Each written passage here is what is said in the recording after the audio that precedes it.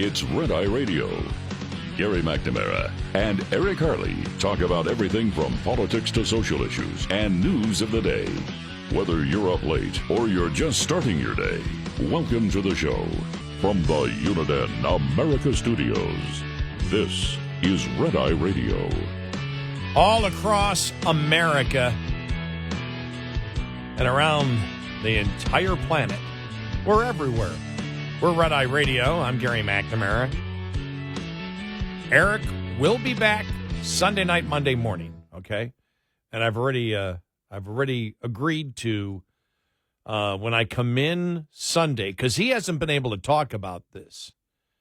And when I did, I mentioned earlier that I got tired yesterday afternoon, and I thought the trial or the deliberations were going to continue till like 6. And then it was like 3:45, 3:50 my time, Central Time, where Fox News, their number one, their lead headline on FoxNews.com was, we'll go to a third day of deliberations on Friday. Well, I just saw that. I didn't read anything else. I'm like, that's it. I'm done. Because when I need to sleep, I need to sleep. And so I was like, okay, no anticipation. I can go right to sleep. And I did. And I woke up in the middle of my nap and just went, let me look at the phone. And I saw Trump guilty on all charges. I went, don't think about it. Go back to sleep. You need your sleep if you're on alone tonight, especially. And I was thinking to myself on the way in, I know Eric wishes he was here. We had a caller before saying, wow, what a time to be in talk radio. And there is that element to it. I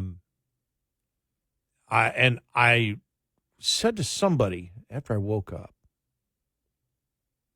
must have sent a message back because they were saying like, whoa, this is big for you guys. I went, yeah. I said, really the last few years has been, and Eric and I have said this, it's like you're playing the Super Bowl every day almost.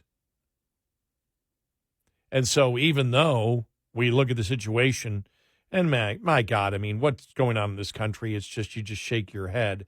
The professional part of you goes, I'm glad I can talk about it tonight. This is just awesome that I can do this. So you have those, you got those feelings going back and forth. So to the caller that said that a couple of hours ago, I never really responded because we got into a couple other things. Yeah, you're right. It is, for somebody in talk radio, it's huge, it's controversial, but it is historic. It's historic in a negative way. I believe this will be reversed. You never know. There's never a guarantee. But to me, this is there's no gray area here. This is a judge who was, in essence, in my opinion, bragging about the fact that he wasn't protecting the constitutional rights of the defendant, who is the lead candidate for president of the United States, according to the polls, this November. This will go down in the history books. It's one of the biggest moments of American politics ever. It will be something that when I retire, if I ever retire, when I have the heart attack on the air, Helen's like, no, not if he's the only one here. Eric has to be here, right?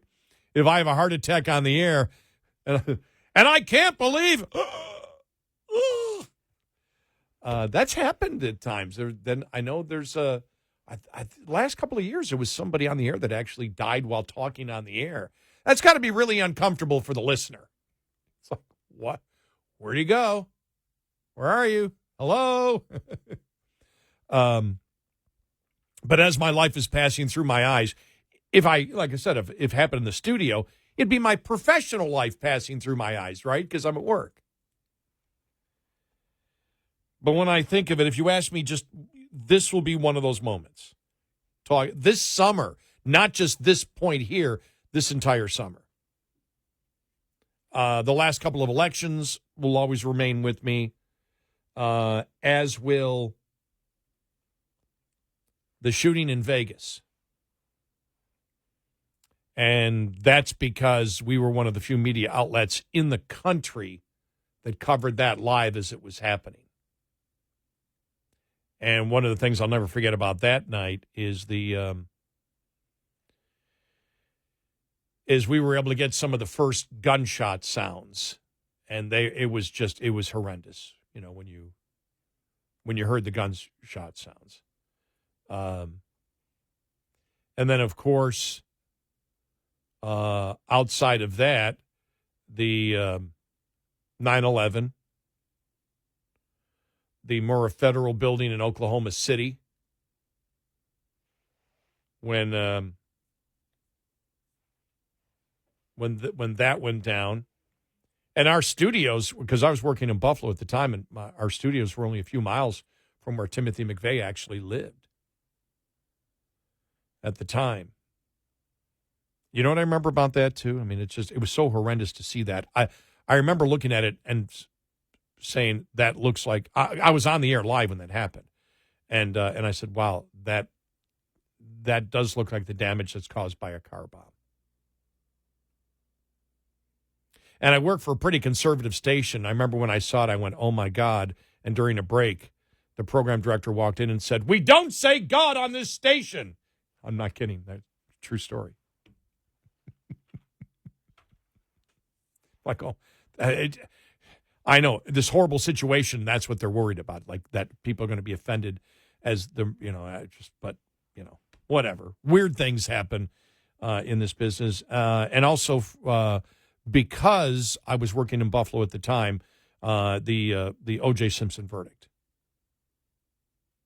In fact, the guy who was the engineer for that show, when I was back, this was Christmas Eve, and when I go back to see my dad, we always go to that restaurant in Clarence Center, New York, called Marty's. And every time I go back, if there's nothing else going on, if the kids don't have something, my nieces and nephews something going on, we go there. We went there Christmas Eve, and the guy who was the engineer who engineered that show for me when O.J. Simpson was found not guilty, he was there. And I didn't remember this. He said, when that verdict came in, it was the first time you were ever speechless. And he goes, I was like waving to you, Gary, say something. And finally you went, okay, we're going to a break and we'll be back. I don't remember it, but his telling me, when he told me that, I was like, wow, maybe I blanked out for that one. Yeah, so this is one of those moments, not a good moment, because most of the moments that you remember when you do talk radio aren't joyful, happy moments. They're very serious moments. But they're the things that, that you hold on to. The other one was the Tsarnaev brothers after the Boston Marathon bombing and the police chasing them. And I remember Eric and I trying to trace down what was accurate and what wasn't accurate. And that was the time that we got some names. It was on the internet, these names, and we couldn't verify it. And we had callers to our show, listeners to our show. What are you guys trying to hide? What are you trying to hide? How come you're not giving out the name of it's obviously out there in the internet. And we said, because we can't verify it. The names ended up being wrong. We didn't know it was the Tsarnaev brothers. We didn't know that was their name at the time. But that was just a great lesson where you go, okay, made the right call, because you don't want to be wrong in cases like that. So, yeah, and I wasn't here for the Aurora. I was off that night. Eric was in alone that night for the Aurora Theater shooting. But, yeah, those are the things that you actually, those are the things you remember when you're in talk radio. So, yeah, this summer, this election will be bigger. Well, the other thing, when Trump won and he announced it, and nobody really heard it. It was like 3:30 in the morning, Eastern time, I think, when he announced it. I think maybe it was 3:40 Eastern, 2:40 Central time. You just remember those things when it was announced. It was like, whoa, that was huge. But this election is by far, with everything going on right now, will by far be the biggest election I'll ever cover. Nothing would be close to this one. All right, let's play. I've got some audio here, a couple of comments, audio, and back to your calls and comments. And then looking at the polls, too, what the latest polls have said and where the polls are going to go. This was on with Brett Baer yesterday. Jonathan Turley was on. We heard from him earlier. This is Trey Gowdy. And Brett Baer asked him, basically, this judge did some unique things.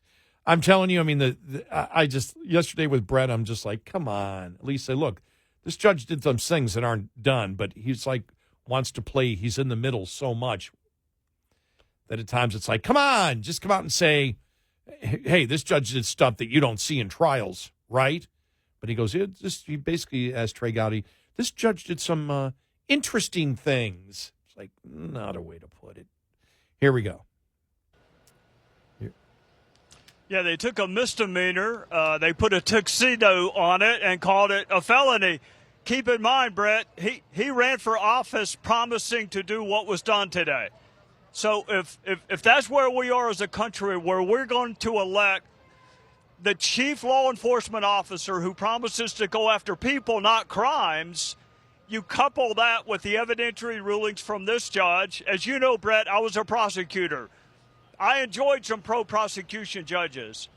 I ain't never seen one like Judge Merchan. Never saw a judge whose evidentiary rulings undercut the defense, and that doesn't even get to the jury instructions, which were essentially a roadmap to a guilty verdict. Juries are only as good as the information they're given, so the verdict does not surprise me.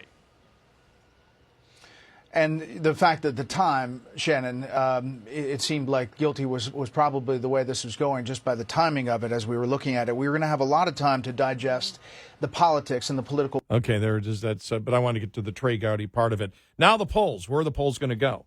Well, we know the last poll on independents that came out Thursday. New poll out Thursday revealed that Trump has a commanding lead over Joe Biden among independent voters nationwide in a head-to-head matchup. Still so dumb they do the head-to-head matchups, but I don't know why. It doesn't reflect reality. That's one of my complaints this week. It's like, can I complain about the polls? Stop doing the congressional polls, what people think of Congress, because it doesn't matter. They hate the abstract Congress. They love their own congressperson. But Trump has a commanding lead of independent voters head-to-head. Trump noted that the new polling results on Thursday morning outside the courthouse, saying that's the best we've ever had, and it's true. The NPR PBS NewsHour Marist poll found that 54% of independent voters said they would cast their ballot for Trump. 42% said they would vote for Biden. So there you go. We'll see where that goes.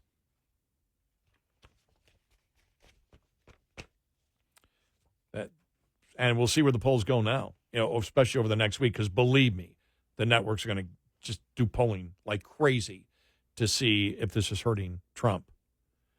866-90-RED-EYE. This morning's USDA Farm Report is brought to you by Howes Products.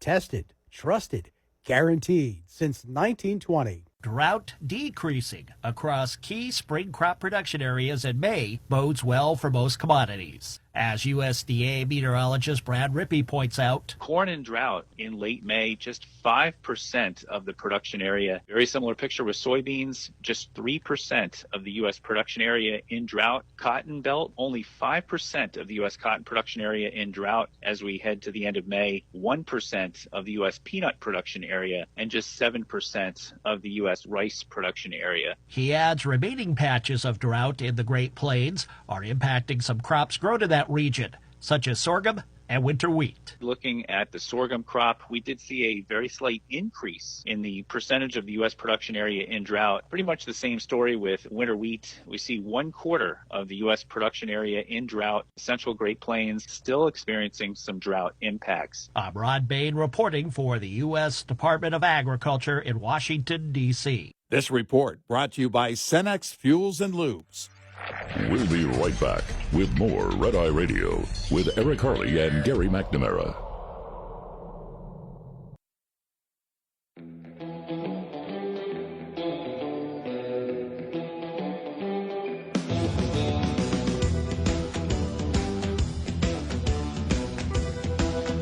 It's Red Eye Radio. I'm Gary McNamara. Eric has the morning off, but returns for Sunday night, Monday morning's show. We just asked a question. We looked at the latest polls, and Now, the question is, how will it reflect here over the next couple of weeks for this presidential race? And the other question is, will it unite Republicans? I saw a number of Never-Trumpers out there that said, never thought I would do this, but I'm now supporting Trump, which was like, whoa. Or the fact that they didn't say they were supporting Trump, some of them, what they did say was, this has to be reversed. This is lawfare, and what the Democrats are doing is absolutely wrong. Here's Scott Jennings from CNN talking about the Republicans that he knows. Well, if my phone and the text messages I'm receiving are any indication, every Republican in the country is madder than a wet hen. I mean, people who are decidedly non-MAGA, not Trump fans, are blowing up tonight saying this. You can't. Sorry, yeah, everyone is blowing up. Sorry, I had a problem with that audio cut there. My apologies. But I had listened to the entire audio cut before. He said, everyone he knows. He says, yeah, I believe it's going to blow up for the Democrats, which is a great possibility. That could happen. Let's head back to you. We go to Jim in Michigan. Jim, welcome. You're on Red Eye Radio. Hi, Jim. Hey, how's it going? Good. Yeah, so this has been quite an interesting ride. I've caught bits and pieces. I've pushed myself not to watch a lot of it because it's kind of mind-numbing in a way. But I have a feeling that a lot of this is more psychological than anything else, and it's being narrated to, like, the general public, because most people don't understand how these trials work and going in front of a judge, because most people have just, traffic tickets, that kind of thing. You're found guilty, you pay it, and you're done. Well, or you go to jail.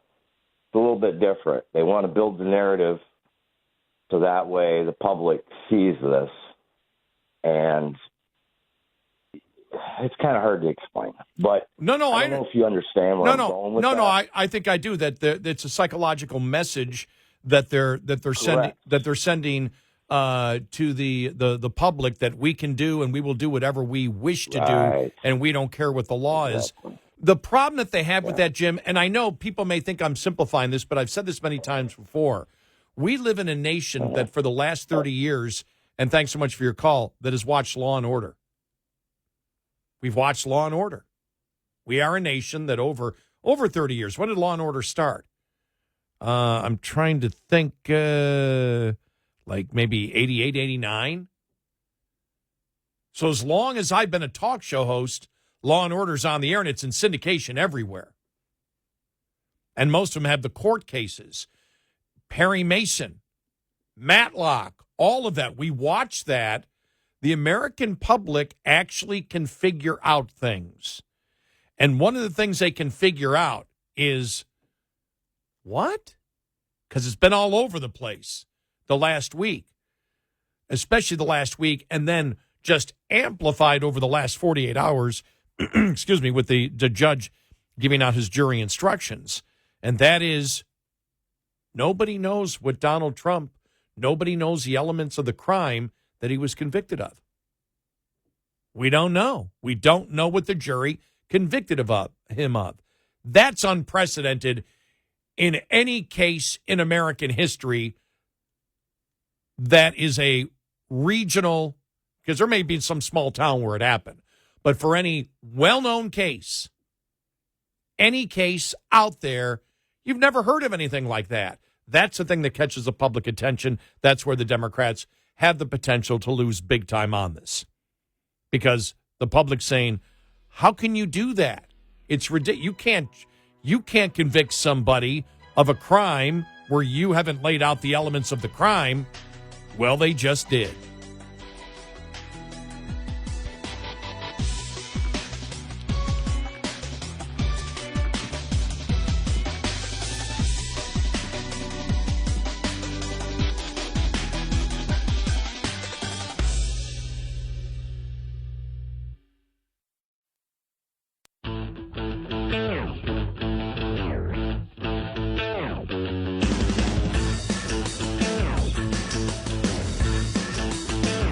Bringing on the chaos, Gary McNamara and Eric Harley.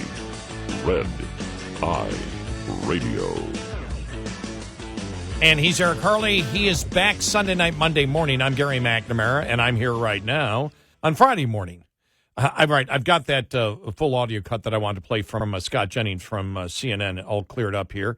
This was from yesterday. Well, if my phone and the text messages I'm receiving are any indication, every Republican in the country is madder than a wet hen. I mean, people who are decidedly non-MAGA, not Trump fans, are blowing up tonight saying this case never should have been brought.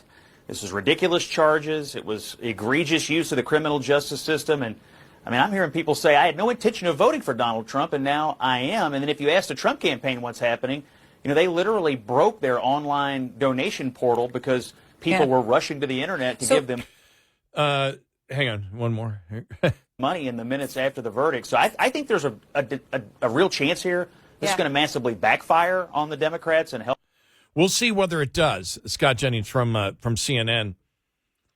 You know, as we look at yesterday, one of the things that I sit here as a talk show host, I go, what other topics are we going to be talking about between now and Election Day? I'm sure we will. For example, I'm sure with illegal immigration, that's going to come up. You know, the Hunter Biden trial and whatever comes up out of that. I'm not saying that we're not going to, you know, touch other topics, but this has taken any other topic for the election for Republicans and really thrown it out the window. And I really wonder at the June debate, if it happens, still waiting for Biden to come out and go, I'm not going to debate a 34-count convicted felon because he just lies. That might happen. I don't see what the other issues are, though. I know there are other issues, but except for something happening at the border or inflation or, oh, by the way, GDP, you saw the GDP numbers for the first quarter revised down from 1.6 to 1.3. But really, right now, for all Republicans, it's lawfare. Because everything else is an issue, but this is an issue about the United States. This is about, to Republicans, and many independents, I'm sure, they look at this and say, our institutions are becoming corrupt. And you can go all the way back to, as we did earlier, Lois Lerner and the IRS. The FBI, whistleblowers. The one FBI whistleblower saying I had to do something because when I found myself sitting in a school parking lot taking down parents' license plate numbers because the parents were complaining to the school board about a transgender attacking a young girl, sexually assaulting a young girl in the bathroom, and the FBI's taking down the parents' license plate numbers who are complaining. Oh, my God. And then I see James Comey out there just last week. Was it this week or last week? You know, on The View.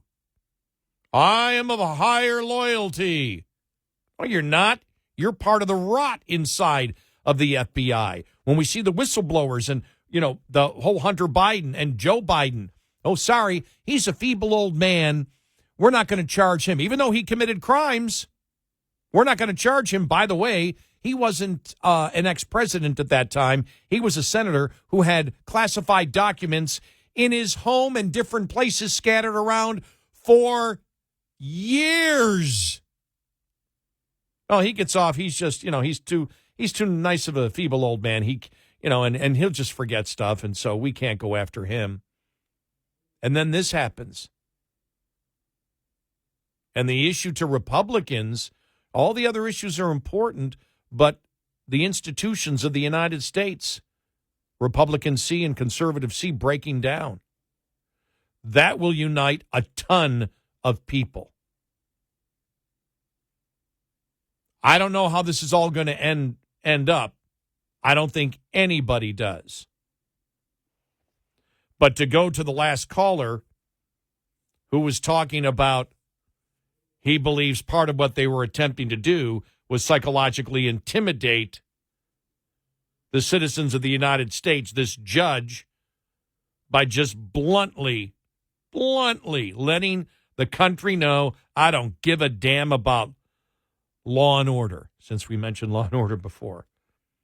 I don't care about a defendant's rights. I'll actually preside over a case that when it's done, nobody can tell me what the elements of the crime was that Donald Trump was convicted of. Or you could say any defendant was convicted of. People see that. They see the border. They see inflation. I just mentioned yesterday, New York State, National Grid. They may raise their rates 20%. Everything seems like, I remember going back to Peggy Noonan's column back 6 months into Joe Biden's administration, and she said, everything seems like it's breaking down. Well, now it's broke. Because every Democrat, you can say, well, these are just local judges, a local judge and a local prosecutor. Yeah, but part of the defense team was somebody who came from the Department of Justice just to be on Bragg's team for this. Everything's broke, and the Democrats are behind it. The Democrats are destroying everything, and now with this court case, if they're willing to deny Donald Trump, an ex-president, his due process rights, then we're screwed. Everything is broken right now. It doesn't matter now. It doesn't matter whether, well, I disagree with Trump because he might put some tariffs on. Nobody cares about tariffs now. It's all about, in people's minds, to Republicans, we look at what has gone on the last 4 years, Republicans and or conservatives, because I'm not officially a Republican, and we all look and say, nope, sorry, it is a binary choice right now. There is no other choice. Look, when you had Robert Kennedy Jr. coming out saying the same thing, Robert Kennedy Jr. is running against Trump and put in his tweet, I'm running against Trump, but this is banana republic stuff. And everybody knows it. And I hope this is the point where independents have finally had it. I'm under no delusion that another Donald Trump presidency will be all sweet and and smell great and roses at all.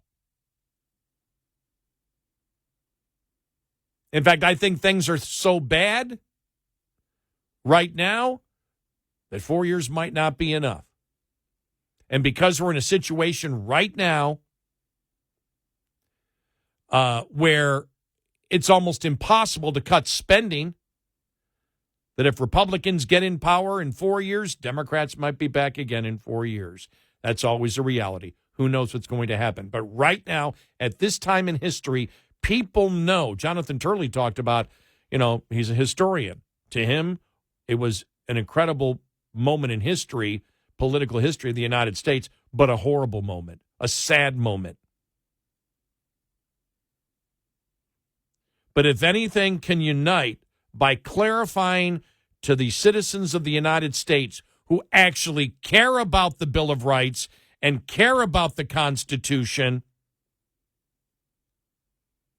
if this is the thing that makes them say we need to reject the Democratic Party, they're the party of identity politics, racism.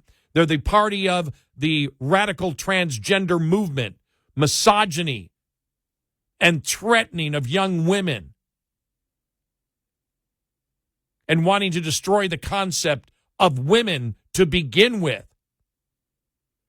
That they're the crazy ones that are talking about that we can run the grid on solar and wind, and they're shutting down consistent forms of electricity. that this is the party of defund the police. This is the party that is okay with the president lying about what the generals told him in Afghanistan that got 13 soldiers killed. That this is the party of anti-Semitism, of pro-Hamas, pro-terrorist mindsets, of hating the Jews, of wanting to defund the police.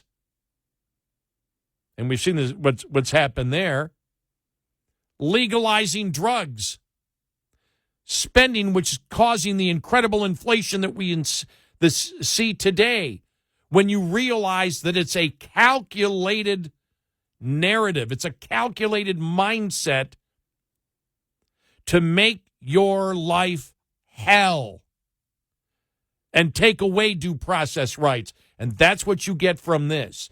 To me, I know for me, it may not be for you, but to me, this was the final nail in the Democrat coffin because it showed exactly what the Democrats are about. They don't care about the rule of law. They don't care about the Constitution. They don't care about the Bill of Rights.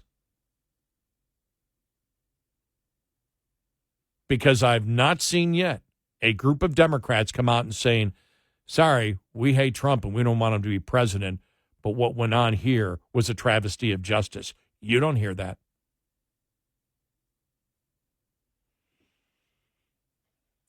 You'll hear it from, I'm talking about the politicians. You'll hear it from a Dershowitz, who was a lifelong liberal.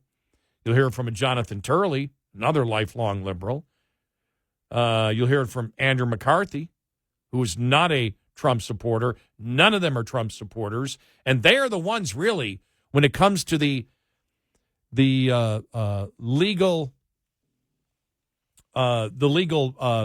intellectual legal talk on all of this about what's happening and how horrendous it is. It's all coming from people that are actually anti-Trump and don't want to vote for him. I wonder what they're thinking now. I wonder how many Democrats are affected by this.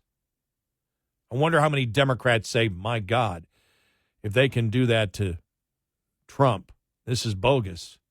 Because I think, that, and I've seen it in the last, since this happened, 12 hours? People saying, I thought I'd never vote for Trump before, and now I vote for him. Because a vote for Trump is a vote against the Democrats, and the vast majority of them are all for this. They don't care about the law. And if they don't care about the law, I could be next on the list. My family could be next on the list. That's what I hope will come from this. That's the good that I hope will come from this, that the American public actually believes in the rule of law, that the majority of America believes in the rule of law and is disgusted by this. 866-90-RED-EYE. Coming up, more with Gary McNamara and Eric Harley. It's Red Eye Radio.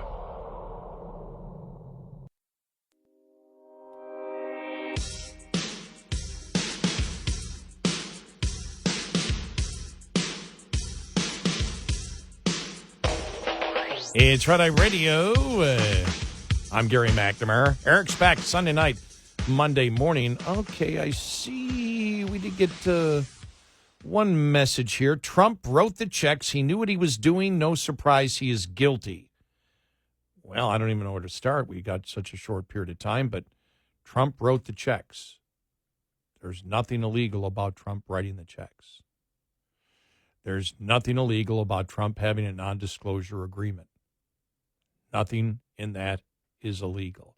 Well, he did it to avoid people knowing about it, and therefore he committed the business fraud by the note that it was legal fees and not something to pay off Stormy Daniels. Yeah, but that happened in 2017. He was already president. There is no fraud. There is no fraud to win an election to keep information from coming out. It doesn't exist. the fraud doesn't exist. So it's just amazing on the left how many people are just completely ignorant. But then again, they're buying into it. They're like, yeah, but the judge said there's a campaign violation. The judge lied. The prosecution lied. It was that simple. You can't win it on the facts. Notice, I have not seen one liberal go through the minutia of it, of the actual legal case, to talk about it and say, this is why it's a crime, because they can't do it.